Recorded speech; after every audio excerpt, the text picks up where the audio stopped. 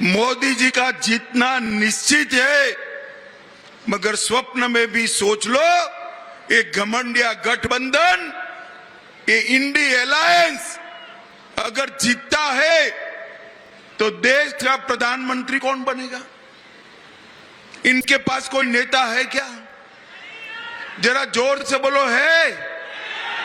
मुझे बताओ, ये लालू यादव जी को देश का प्रधानमंत्री बना सकते हैं क्या? स्टालिन जी देश संभाल सकते हैं क्या? ममता बनर्जी संभाल सकती है क्या? ये राहुल बाबा के बारे में दूर दूर से भी सोच सकते हैं क्या? झंझारपुर वालों, अगर भगवान न करे इनमें से इंडिया अलायंस की सरकार आई तो इन्होंने कहा था एक एक साल हम प्रधानमंत्री पद बांट लेंगे। एक साल शरद पवार जी बनेंगे, एक साल लालू जी बनेंगे, एक साल ममता जी बनेगी, एक साल स्टालिन बनेंगे और कुछ बचा खुचा होगा तो राहुल बाबा बनेंगे। देश इस तरह से चल सकता है क्या? जोर से बोलो, चल सकता है क्या? देश पर कोरोना का संकट आया, इस देश के मजबूत नेतृत्व ने देश को संभाल कर बाहर निकाला। देश पर आतंकवाद का साया था, इस देश के मजबूत नेतृत्व ने, नरेंद्र मोदी जी ने बाहर निकाला देश को।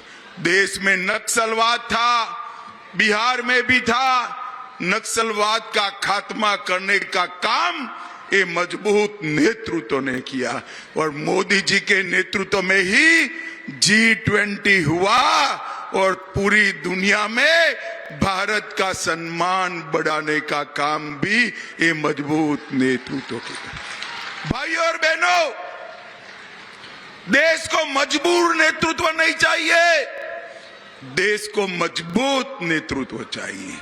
झंझारपुर वालों, मैं आपको पूछने आया हूं, आप सभी को कोरोना का टीका लगा है या नहीं लगा है? अरे जोर से बोलो, लगा है या नहीं लगा है? 4 आना भी खर्च हुआ है क्या? मोदी जी ने कॉफी पिलाकर मुफ्त में टीका लगाया ना? छोटे बड़े गरीब धनवान सभी को लगाना भाई। मोदी जी ने 130 करोड़ टीके लगाकर भारत को कोरोना से सुरक्षित करने का काम हमारे नरेंद्र मोदी जी ने किया है। और उस वक्त ये राहुल बाबा मखौल उड़ाते थे, टीका मत लगाइयो, ये मोदी टीका है। ये तो अच्छा है भाई, झंझारपुर वाले उनकी सुनते नहीं, सभी ने लगा दिया। जब राहुल बाबा को लगा कि सभी लोग लगाते हैं, एक दिन अंधेरे में जाकर वो भी टीका लगाकर आ गए। अरे राहुल बाबा, शर्म करो, शर्म करो। कोरोना जैसी बीमारी के समय, महामारी के समय भी आप राजनीति करते हो। झंझारपुर वालों, मुझे बताओ, ये कश्मीर जो है हमारा है या नहीं है? जोर से बोलो, है या नहीं है?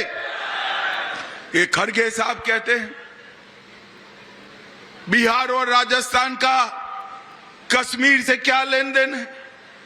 अरे खड़गे साहब, 80 पार कर गए आप, परंतु देश को समझ नहीं पाए।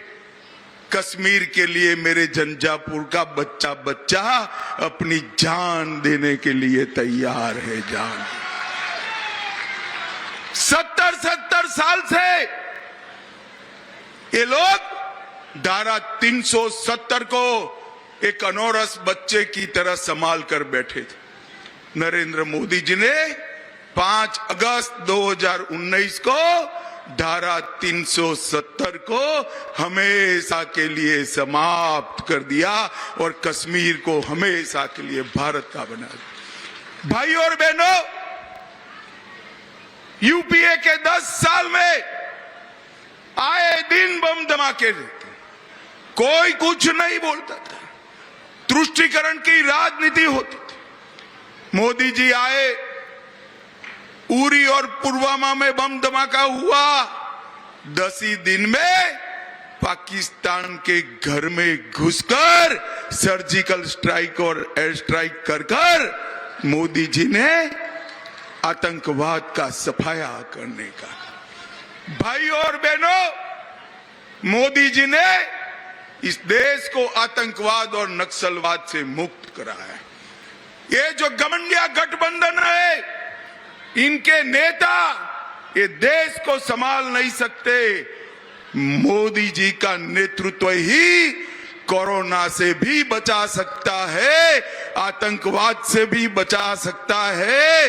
कश्मीर में शासन सुशासन मोदी जी ही स्थापित कर सकते। मुझे बताओ भाई, मैं सीता माता की धरती पर आया हूं, अयोध्या में राम मंदिर बनना चाहिए था या नहीं बनना चाहिए था? जोर से बोलो माताएं बहनें, विशेष जोर से बोले, बनना चाहिए था या नहीं बनना चाहिए? 70 साल तक राम जन्मभूमि को मसले को ये लटकाते रहे, अटकाते रहे, भटकाते रहे। मोदी जी ने 5 ही साल में केस भी जीता, भूमि पूजन भी किया और प्राण प्रतिष्ठा कर जय श्री राम कर दिया। और भाइयों बहनों, ये तेजस्वी जी को, लालू जी को, राहुल जी को, सोनिया जी को, खड़गे जी को, सबको निमंत्रण मिला कि आइए आप प्राण प्रतिष्ठा के कार्यक्रम में अयोध्या आइए। मगर वो तुष्टीकरण की राजनीति के चलते अयोध्या नहीं गए। और मैं आज बताने आया हूं मित्रों, पूरा देश का राम भक्त और विशेषकर माताएं बहनें ये इंडी अलायंस से नाराज हैं।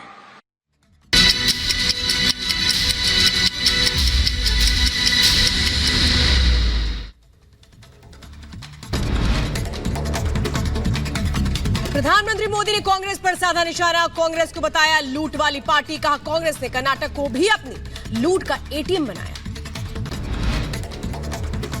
प्रधानमंत्री मोदी ने कांग्रेस पर किया जोरदार हमला। कहा हुबली में बेटी के साथ गलत हुआ, कर्नाटक में कट्टरपंथी चरम पर हैं।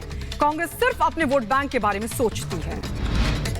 अमित शाह के फेक वीडियो को लेकर के बोले प्रधानमंत्री। कहा फेक वीडियो से भ्रम फैलाने की कोशिश, कांग्रेस के मंसूबे सफल नहीं होंगे, फेक वीडियो के खिलाफ कार्रवाई होगी। रक्षा मंत्री और लखनऊ से बीजेपी के प्रत्याशी राजनाथ सिंह ने दाखिल किया अपना नामांकन। राजनाथ सिंह के साथ सीएम योगी आदित्यनाथ और सीएम धामी भी रहे मौजूद। रोड शो के दौरान बोली स्मृति ईरानी। कहा अमेठी से फिर कमल खिलेगा, फिर एक बार मोदी सरकार।